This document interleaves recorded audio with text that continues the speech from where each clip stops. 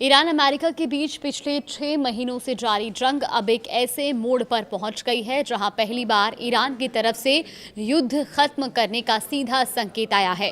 Iran के राष्ट्रपति Masoud Pezeshkian ने ये कहा है कि जंग खत्म करने का सही वक्त आ गया है। पेजेश्कियान का ये बयान ऐसे वक्त में आया जब अमेरिका और ईरान के बीच टकराव ने दुनिया भर की तेल सप्लाई को प्रभावित किया और स्ट्रेट ऑफ होर्मुज को लेकर तनाव चरम पर है। ऊपर से चीन की इस पूरे मामले में सीधी एंट्री ने समीकरण और बदल दिए हैं। पेजेश्कियान का दावा है कि आज ईरान अमेरिका के मुकाबले ज्यादा मजबूत और सम्मानजनक स्थिति में है। उनका ये भी कहना है कि इसी मोड़ पर युद्ध रोकना सबसे समझदारी भरा कदम होगा। दावा ये भी किया गया कि पूरी दुनिया ईरान की जीत को देख रही है और अमेरिका के खिलाफ गुस्सा बढ़ रहा है। ईरानी राष्ट्रपति ने जून में अमेरिका के साथ हुए विवादित MOU का भी बचाव किया। ईरान ने कट्टरपंथी सांसदों ने आरोप लगाया था कि इस समझौते में अमेरिका के सामने रियायतें दी गई हैं और स्ट्रेट ऑफ होर्मुज खोलने की शर्त रखी गई है, लेकिन पेजेश्कियान ने ये साफ कहा कि समझौते में ऐसा कोई क्लॉज नहीं है जिसे ईरान के सरेंडर के तौर पर देखा जाए। उनके मुताबिक इसमें पाबंदियां दूसरे पक्ष यानी कि अमेरिका पर लागू होती हैं। कुछ हफ्ते पहले ईरान के सर्वोच्च नेता मुज्तबा खामेनेई ने भी इस डील को मंजूरी दी थी। अब जंग के सबसे अहम मोर्चे यानी कि स्ट्रेट ऑफ होर्मुज की बात करते हैं। अमेरिकी मीडिया रिपोर्ट्स के मुताबिक अमेरिकी नौसेना होर्मुज के दक्षिणी हिस्से से तेल टैंकरों के सीक्रेट काफिले को सुरक्षा देकर निकल रही है।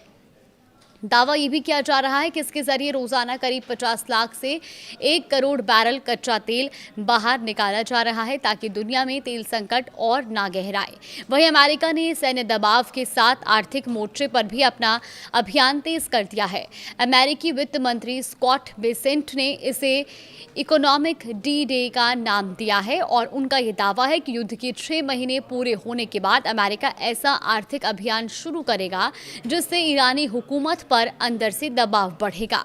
हालांकि ईरान ने अमेरिका के इस कदम को आर्थिक आतंकवाद और मानवता के खिलाफ अपराध बताया है।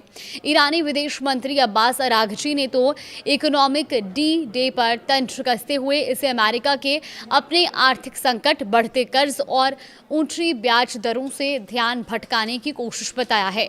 लेकिन इस पूरे युद्ध में सबसे बड़ा ट्विस्ट चीन की एंट्री से आया है।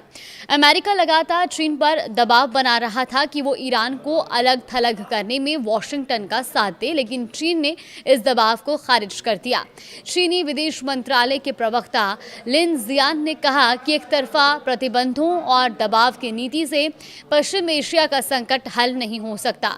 चीन ने सभी पक्षों से संयम बरतने और बातचीत के जरिए समाधान निकालने की अपील की है।